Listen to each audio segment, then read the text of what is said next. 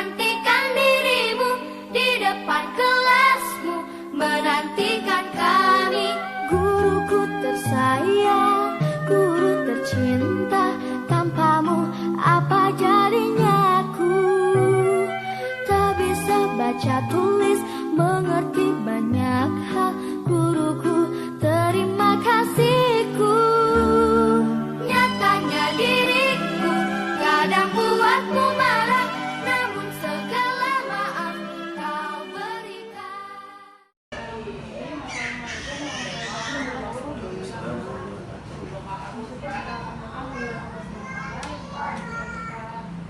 Nikmat sehingga kita bisa bersilaturahmi pada ini. Sebelumnya saya ucapkan terima kasih banyak kepada Bapak Menteri yang telah meluangkan waktunya untuk kami dan menerima kami untuk menyelesaikan tugas kami, yaitu di semester ini, yaitu PLP atau pengenalan lingkungan persekolahan. Nama saya Iman Mukmaina, saya mahasiswa aktif semester 5 Universitas Muhammadiyah Darussalam Jakarta, jurusan PGSD. Nama saya Zakaria Persekolahan dari FK Tuhanka, jurusan Pendidikan Guru Sekolah Dasar. Nama saya Sri Widiarto, saya juga mahasiswa aktif di FK Tuhanka, PGSD Tuhanka.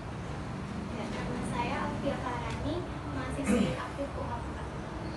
Nama saya Cindy, Fakultas Perguruan Ilmu Pendidikan, jurusannya PGSD.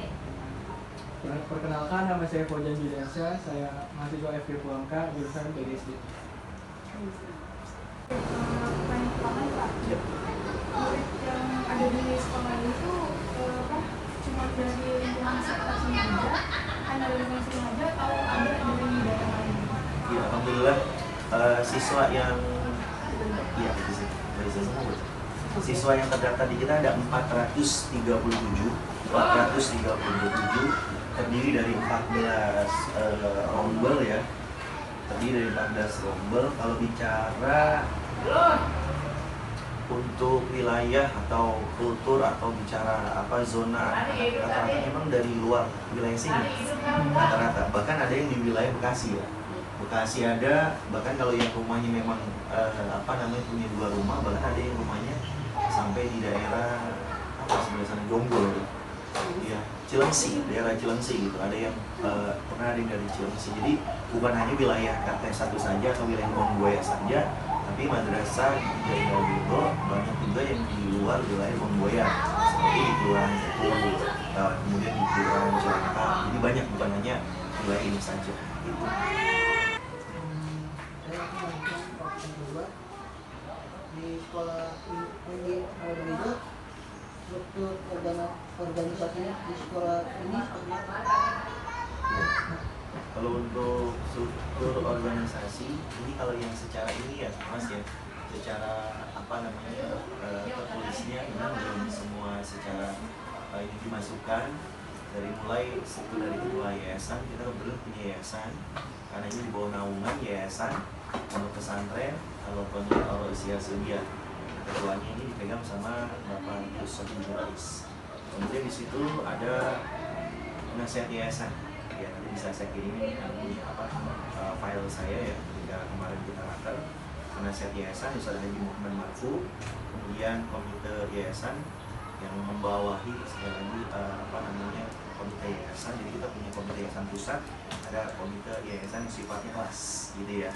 Jadi Bapak Haji Sihabuddin, kemudian kepala madrasah saya sendiri Pak Wisnu SAG, wakil kepala madrasah Bu Haja Siti Marwi SAG, kemudian bendahara Mantap koordinator bidang kurikulum. Jadi kita kurikulum ada 3, kemudian kita hadirkan di sini koordinator saja ya, sekali lagi yaitu Ibu Siti Aisyah SPDI.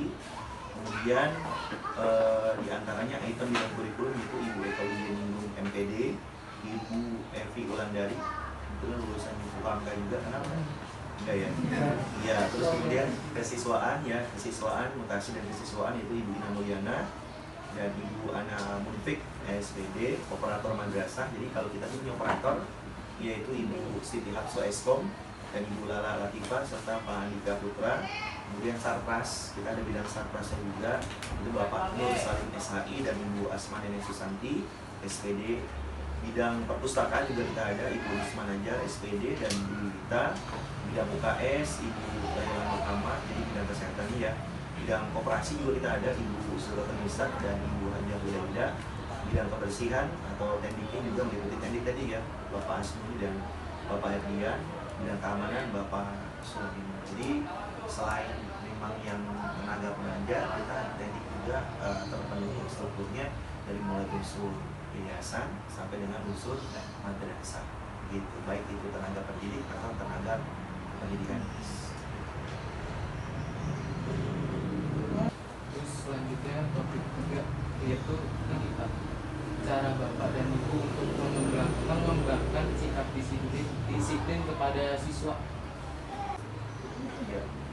Kalau untuk mengembangkan sikap disiplin, yang pertama kita masalah ini ya, kita bentuk dalam hal pertama kurikulum dulu. Dalam artinya di situ dalam cakupan kurikulum di mana di situ ada yang namanya visi, misi dan tujuan sekolah. Kita samakan dari awal itu kepada orang tua dan anak-anak bahwasannya salah satu bagian terpenting dalam visi, misi dan tujuan sekolah adalah penanaman nilai-nilai akhlakul karimah dulu. Jadi kita isi dulu secara kurikulumnya, kita isi dulu secara pemahaman tentang bagaimana orang disiplin itu bukan hanya berkaitan tentang waktu sebenarnya, tetapi dia harus punya kesepahaman dulu dalam hal yang pertama akhlakul karimah itu. Nah kemudian setelah itu tahapan kedua yang kita buat adalah aturan dan tata tertibnya atau mekanisme pembelajarannya atau mekanisme aturan yang berlaku dalam kegiatan sekolah. Jadi yang pertama tadi visi misi itu kita sampaikan ke dalam paparan ketika kita sosialisasikan dengan orang tua. Biasanya itu target segmentasinya untuk anak-anak siswa kelas baru dulu ya SMA-nya. Terus kemudian kita jadwal dari kelas 2 sampai dengan kelas 6. Jadi kita sampaikan dulu sehingga tujuan dari target pendisiplinan itu yang pertama bukan hanya dari anak saja, tetapi unsurnya orang tua juga sama, termasuk guru juga sama. Nah kemudian aturannya, nah kalau memang aturan bicara time waktu itu jelas ya, termaktub. Contoh salah satunya adalah anak-anak minimal masuk 10 menit sebelum bel atau 15 menit sebelum bel dibunyikan.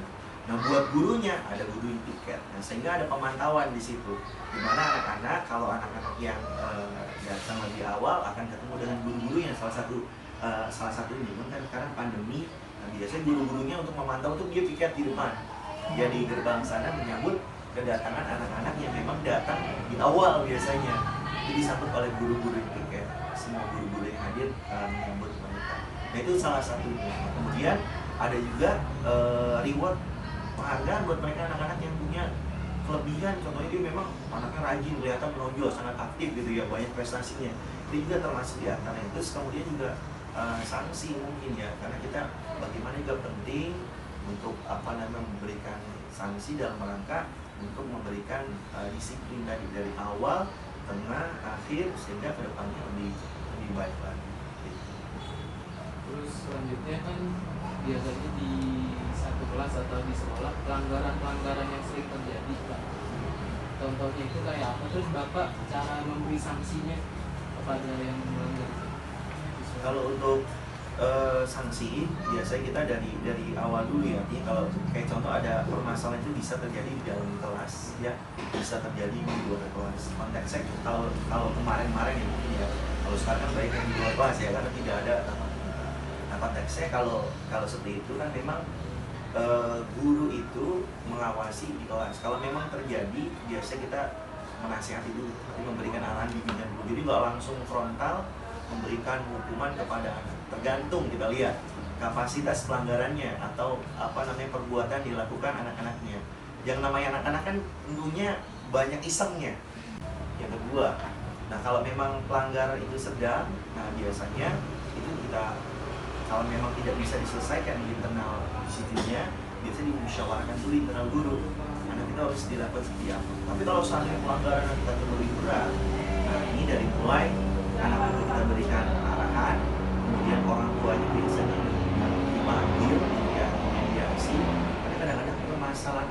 kan kadang-kadang kalau orang tuanya tidak terima atau orang tuanya memprotes, ini kadang-kadang harus dipertemukan. Nah ini langkahnya yang paling utama yang kita kerjakan, mediasi. Kalau memang itu pelanggarannya kategori pelanggaran berat, kita mediasi dulu orang tuanya sehingga tidak langsung ke ranah yang sangat fatal, dari mulai arahan, nasihat, teguran, sanksi 1, sanksi 2, sanksi 3, baru nanti langkah terakhir mungkin kita berhentikan. Kalau memang itu sudah tidak bisa dibina atau tidak bisa kita arahkan, kita tidak bisa pertahankan, itu paling akhirnya udah kita berhentikan. Selanjutnya, apakah di sekolah ini selalu melaksanakan upacara hari Senin dan hari-hari besar lainnya? Biasanya jam berapa? Ya, silakan bagi. Iya, alhamdulillah kalau setiap hari Senin kita melaksanakan upacara. Begitu juga di hari-hari penting ya, kayak kemarin 17 Agustus kita juga mengadakan. Memang kalau kemarin gurunya aja, anak-anaknya enggak gitu. Biasanya kita mulai itu 6:30. 6:30 anak masuk, bel, siapan untuk upacara. Biasanya yang menjadi petugasnya itu guru atau siswa? Kalau untuk upacara di sini itu anak-anak, jadi kita digilir, dimulai dari kelas 3 biasanya. Kalau kelas 1, kelas 2 belum. Jadi dari kelas 3, 4, 5, 6 itu gantian.